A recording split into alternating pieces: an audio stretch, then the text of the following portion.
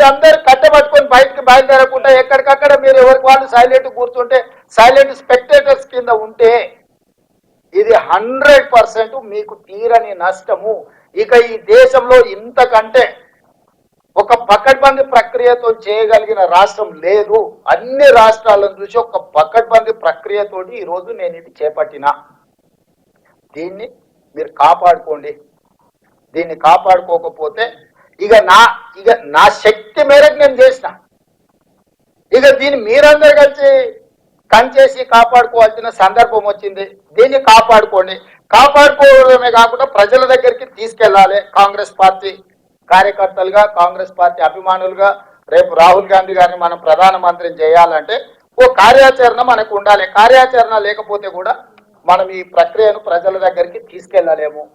ఒకటి, మనం ఏ రకమైన ప్రక్రియ ద్వారా ఈ సమాచారాన్ని సేకరించి క్రోడీకరించి ఈరోజు మనం లెక్కలు చెప్తున్నామో, లెక్కలు తప్పని కాదు, ఎక్కడ తప్పు ఉందో చూపించమని సవాల్ విసురుతున్నా కేసీఆర్ను, కేటీఆర్ను, హరీష్ రావును, కిషన్ రెడ్డిని, బండి సంజయ్ని, రేవంత్ రెడ్డి, తెలంగాణ రాష్ట్ర ప్రభుత్వము, మహేష్ కుమార్ గౌడ్ గారు పిసిసి అధ్యక్షుడిగా ఈరోజు మేము కట్టిన లెక్క తప్పైతే ఎక్కడ తప్పు ఉందో చూపించమని సూటిగా అడుగుతున్నా. నేను ఉత్తగానే తప్పు తప్పు అని దీన్ని మొత్తాన్ని బుట్టదాఖలు చేసేదానికి కుట్ర జరుగుతుంది. కుట్రగా చేయడంలో భాగంగానే తప్పు అని మాట్లాడుతారు. పలానా దగ్గర తప్పు ఉందని ఇప్పటివరకు ఎవరైనా చూపించారా? ఎవరైనా మేధావులని మీటింగులు పెట్టి చెప్పేటోళ్ళు రేవంత్ రెడ్డి చేసిన పలానా ఊర్లో కొండారెడ్డిపల్లిలో పలానా దగ్గర ఈ బీసీ బదులు ఓసీ అని రాసిందని మళ్ళీ లెక్క చూపించిందా? పోనీ పలానా దగ్గర ఈ లెక్కలో తప్పు ఉందని ఎప్పుడని చెప్పిందా? ఏదీ లేదు. జస్ట్ బట్టగాల్చి మీద వేస్తావు, నువ్వు తుడుచుకుంటే తుడుచుకో, లేకపోతే నువ్వే కాలిపోతావు. ఆర్పుకుంటే ఆర్పుకో, తుడుచుకుంటే తుడుచుకో. సో తొండిగా మొండిగా వాళ్ళు వాదిస్తున్నారు. రాజు గొప్పడా మొండోడు గొప్పడా అంటే ఒకసారి మొండోడు గొప్పడు అన్నాడు అంటే వెనకట్టుకోవడం. ఇవాళ మనం ఇంత ధర్మంగా ఇంత కార్యక్రమం మీరందరూ ఎవరు నన్ను ఒత్తిడి ఏం చేయలే కదా, మీరు ఎవరు వచ్చి నన్ను అన్న ఎందుకు చేస్తలేవు అని ఎప్పుడు అని అడిగిరా?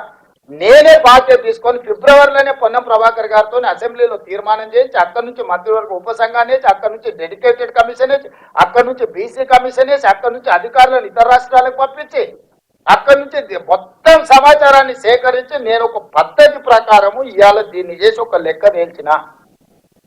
ఈ లెక్కల వల్ల ఏం ప్రయోజనం, ఆ ప్రయోజనాలు ఎట్లుండాలి, కులాలు ఉపకులాలకు ఎట్లా ప్రయోజనం చెందాలి, సెకండ్ ఫేజ్. ఫస్ట్ ఫేజ్ మీ లెక్క తేల్చుకోండి.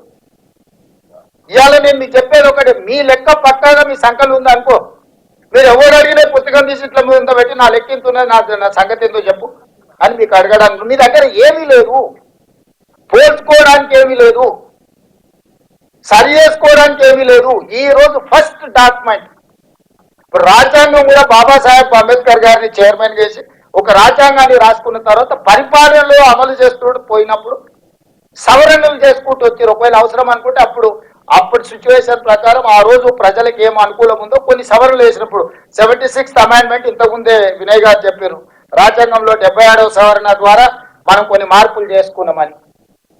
ఈ రోజు నేను అనేది కూడా ఈ రోజు మనం ఇంత పకడ్బందీ నివేదిక తెచ్చినాం. రేపు దీని ద్వారా సంక్షేమం ఎట్లా అమలు చేయాలి, లేకపోతే అభివృద్ధి ఎట్లా అమలు చేయాలి, లేకపోతే సామాజికంగా ఎట్లా న్యాయం చేయాలి, ఆర్థికంగా ఎట్లా న్యాయం చేయాలి, విద్యలో ఎట్లా న్యాయం చేయాలి, ఉపాధిలో ఎట్లా న్యాయం చేయాలి, రాజకీయంగా ఎట్లా న్యాయం చేయాలి, వీటన్నిటికీ ఒక లెక్క దొరుకుతుంది. ఆ లెక్క మీరు అడగడానికి ఉంటుంది. ఇది శాశ్వతంగా చరిత్రలో నిలబడిపోయే ఒక కాంప్రహెన్సివ్ డెడికేటెడ్ కాస్ట్ సర్వే. ఇందులో ఒక బీసీల లెక్క చేయలే, రెడ్డి లెక్క ఉంది, వెల్మోళ్ళ లెక్క ఉంది, కమ్మోళ్ళ లెక్క ఉంది, అయ్యగారుల లెక్క ఉంది, సేట్ల లెక్క ఉంది, చిన్న చిన్న మేరీ, ఇప్పుడు మా రాజేందర్ వచ్చిన మేరీ కాకపోతే ఆరకట్క కావచ్చు, చిన్న చిన్న మైన్యూట్ కులాలు ఉపకులాలు కూడా మనం లెక్క తీసినాము. It is not that easy. No politician can take this type of risk. I have taken that because of my leader has committed something. I wanted to deliver that. మా నాయకుడు ఒక కమిట్మెంట్ ఇచ్చి నా కమిట్మెంట్ ఫుల్ఫిల్ చేయడం, ఆయన నా మీద ఎంత విశ్వాసం ఎంత నమ్మకం ఉంటే నన్ను రాష్ట్రానికి ముఖ్యమంత్రి చేయమని ఖర్గే గారు రాహుల్ గాంధీ గారు నిర్ణయం తీసుకొని ఉంటారు. 100% నా మీద విశ్వాసం నమ్మకం పెట్టినరు ఖర్గే గారు రాహుల్ గాంధీ గారు అంటే ఈరోజు దాన్ని నిలబెట్టుకునే బాధ్యత